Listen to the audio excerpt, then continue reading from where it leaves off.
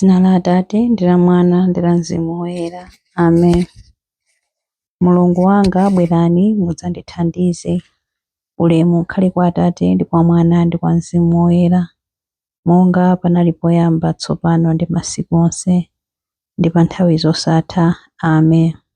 Aleluya. Chaulere chodabwitsa ndi chokoma mamvekedwe yake, chimene chidapulumutsa munthu wochimwa ngati ine. Kale ndinali wotayika koma tsopano ndapulumutsidwa, ndinali wosaona koma tsopano ndikupenya. Ndi chaulere chomwe chidandiphunzitsa mtima wanga kuchita mantha, ndipo chaulere chidachotsa mantha anga. Chaulere chimenecho chidaoneka cha mtengo wapatali nthawi imene ndinakhulupirira koyamba. Mu zoopsa zambiri, ntchito zolemetsa ndi misampha ndidadutsamo kale. Chaulere chimenechi chandisamalira mwamtendere kufika lero lino, ndipo chaulere chidzandiperekeza ku nyumba kwanga. Ambuye andilonjeza zabwino, liwu lawo lindipezetsa chiyembekezo. Adzakhala mtetezi wanga ndiponso gawo langa, ngati moyo udzakhale ukupitirira. Ulemu ukhale kwa Atate ndi kwa Mwana ndi kwa Mzimu Woyera, monga panali poyamba tsopano ndi masiku onse ndi pa nthawi zosatha. Amen. Chilimbi 1. Ambuye muteteze moyo wanga kuimfa, ndipo musalole kuti ndipunthwe. Ndimakonda Chauta chifukwa amamva mawu anga omupempha. Iye amatchera khutu kuti andimve. N'chifukwa chake ndidzampempha nthawi zonse pamene ndili moyo. Misampha ya imfa idandizinga, zoopsa za m'dziko la akufa zidandigwera. Ndidaona mavuto, nkugwidwa ndi nthumazi. Tsono ndidapemphera potchula dzina la Chauta kuti, Chauta ndikukupemphani, pulumutsani moyo wanga. Chauta ndi wokoma mtima ndi wolungama. Mulungu wathu ndi wachifundo. Chauta amasunga amtima odzichepesa. Pamene ndidagwa m'zoopsa, iye adandipulumutsa. Iwe mtima wanga, bwerera ku malo ako opumulira, chifukwa Chauta wakuchitira zokoma. Pakuti inu Chauta mwandipulumutsa ku imfa, mwaletsa misozi yanga, mwanditeteza kuti ndisapunthwe. Ndimayenda pamaso pa Chauta m'dziko la amoyo. Ulemu ukhale kwa Atate ndi kwa Mwana ndi kwa Mzimu Woyera, monga panali poyamba tsopano ndi masiku onse ndi pa nthawi zosatha. Amen. Ambuye muteteze moyo wanga kuimfa, ndipo musalole kuti ndipunthwe. Chilimbi 2. Chithandizo changa chimafumira kwa Mulungu amene analenga dziko lakumwamba ndi lapansi. Ndimakweza maso anga ku mapiri, kodi chithandizo changa chimachokera kuti?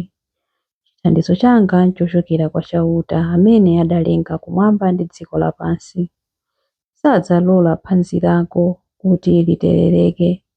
Iye amene amakusunga sadzaodzera. Zoonadi, amene amasunga Israeli ndithu sadzaodzera kapena kugona. Chauta ndiye amene amakusunga. Chauta ndiye mtetezi wako, ali kudzanja lako lamanja. Dzuwa silidzakupweteka masana, mwezi sudzakuvuta usiku.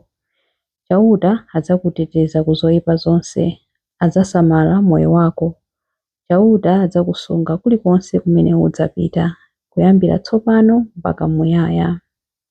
Ulemu ukhale kwa Atate ndi kwa Mwana ndi kwa Mzimu Woyera, monga panali poyamba tsopano ndi masiku onse ndi pa nthawi zosatha. Amen. Chithandizo changa chifumira kwa Mulungu amene analenga dziko lakumwamba ndi lapansi. Chilimbi 3. Inu mfumu ya mibado yonse, njira zanu zolungama ndiponso zoona.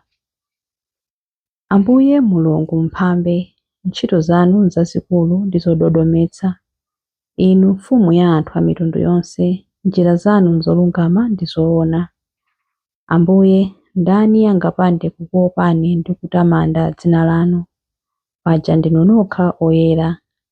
Anthu a mitundu yonse adzabwera n'kudzakupembedzani popeza kuti ntchito zanu zolungama zaonekera poyera. Ulemu ukhale kwa Atate ndi kwa Mwana ndi kwa Mzimu Woyera, monga panali poyamba tsopano ndi masiku onse ndi pa nthawi zosatha. Amen. Inu mfumu ya mibado yonse, njira zanu nzolungama ndiponso zoona. Mawu a Mulungu. Mawu akuchokera mu buku la 1 Korinto 2 verse 7 mpaka na 10a. Nzeru zimene timalankhula ndi nzeru za Mulungu, zachinsinsi zobisika kwa anthu. Mulungu asanalenge dziko lapansi adakonzeratu zimenezi kuti atipatse ulemerero. Panalibiretu wolamulira wa masiku ano wodziwa zimenezi. Akadazidziwa sadakapachika Mbuye aulemerero pa mtanda. Koma ndi monga malembo anenera kuti maso a munthu sanazione, makutu a munthu sanazimve, mtima wa munthu sunaganizepo konse zimene Mulungu adawakonzera amene amamukonda. Ifeyo Mulungu adatiwululira zimenezi mwa Mzimu Woyera. Mawu a Ambuye. Tithokoze Mulungu. Chiyankho. Yesu Khristu adamwalira chifukwa cha machimo athu kuti atiperekere nsembe kwa Atate. Yesu Khristu adamwalira chifukwa cha machimo athu kuti atiperekere nsembe kwa Atate. Adamwalira ku dziko ili la machimo ndipo adaukitsidwa ndi mphamvu ya Mzimu kuti atiperekere nsembe kwa Atate. Ulemu ukhale kwa Atate ndi kwa Mwana ndi kwa Mzimu Woyera. Yesu Khristu adamwalira chifukwa cha machimo athu kuti atiperekere nsembe kwa Atate.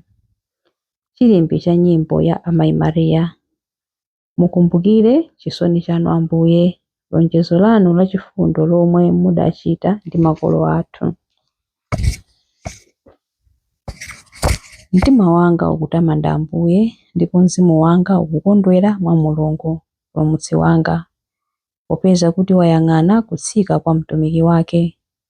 Ndithu kuyambira tsopano anthu a mibado yonse adzanditcha wodala. Iye amene ali wamphamvu wandichitira zazikulu, ndipo dzina lake loyera. Amawachitira chifundo anthu a mibado ndi mibado amene amamulemekeza. Wachita zamphamvu ndi dzanja lake, wabalalitsa anthu a mtima wonyada. Mafumu amphamvu wawatsitsa pa mipando yawo yachifumu. Anthu wamba nkuwakweza. Anthu anjala wawakhutitsa ndi zabwino. Anthu olemera nkuwabweza osawapatsa kanthu. Wadzathandiza anthu ake a Israeli pokumbukira chifundo chake. Izi ndi zomwe adalonjeza kuti adzawachitira makolo athu akale aja, Abrahamu ndi zidzukulu zake mpaka muyaya. Ulemu ukhale kwa Atate ndi kwa Mwana ndi kwa Mzimu Woyera, monga panali poyamba tsopano ndi masiku onse ndi pa nthawi zosatha. Amen. Mukumbukire chisoni chanu Ambuye, lonjezo lanu la chifundo lomwe mudachita ndi makolo athu. Mapemphero. Tiyeni tiyamike Khristu Ambuye achifundo ndi chisoni, amene amapukuta misozi ya amene akulira. Tiyeni mwachikondi tifuule kwa Iye ndi kumpempha. Muwachitire chisoni anthu anu. Ambuye Yesu, mudathunzitsa mitima ya anthu odzichepesa. Khalani tcheru ku misozi ya anthu osauka. Muwachitire chisoni anthu anu. Mulungu wachifundo, imvani kulira kwa amene akumwalira. Atonthozeni ndi kuwaonekera. Muwachitire chisoni anthu anu. Anthu amene adathawa kwawo pa zifukwa zina, muwazindikiritse za chisamaliro chanu, otero athe kubwerera ku nyumba yawo pa dziko lapansi pano ndipo potsiriza akalowe ku nyumba yawo kumwamba. Muwachitire chisoni anthu anu. Ambuye, chitirani chisoni ochimwa onse amene adalekana ndi chikondi chanu. Muwayanjanitse mwa inu nomwe ndi ku mpingo wanu. Ambuye muwachitire chisoni anthu anu. Apulumutseni abale ndi alongo athu amene adamwalira. Aloleni kuti agawane nawo chipulumutso chathunthu. Muwachitire chisoni anthu anu. Muwachitire chisoni anthu anu pamene tikupemphera kuti: Atate athu muli kumwamba, dzina lanu liyeretsedwe, ufumu wanu udze, kufuna kwanu kuchitidwe monga kumwamba choncho pansi pano. Mutipatse ife lero chakudya chathu cha lero. Mutikhululukire ife zochimwa zathu monga ifenso takhululukira adani athu. Musatisiye ife m'chinyengo, koma mutipulumutse ife kwa zoyipa. Amen. Pemphero. Mulungu Atate athu, zotsutsana zapamtanda zikulalika luntha lanu lopanda malire. Tithandizeni kuzindikira kuti ulemerero wa mwana wanu udaoneka m'masautso amene adawavomera mwa ufulu wake onse. Mutipatse chikhulupiriro cholimba kuti tithe kuvomera monga ulemu wathu. Mtanda wokha wa Ambuye Yesu, amene ali ndi moyo ndi ufumu limodzi nanu ndi Mzimu Woyera, Mulungu tsopano ndi pa nthawi zosatha. Amen. Ambuye atidalitse, atiteteze ife ku zoyipa zonse ndi kutifikitsa ku moyo wosatha. Amen. Dzina la Atate ndi la Mwana ndi la Mzimu Woyera. Amen.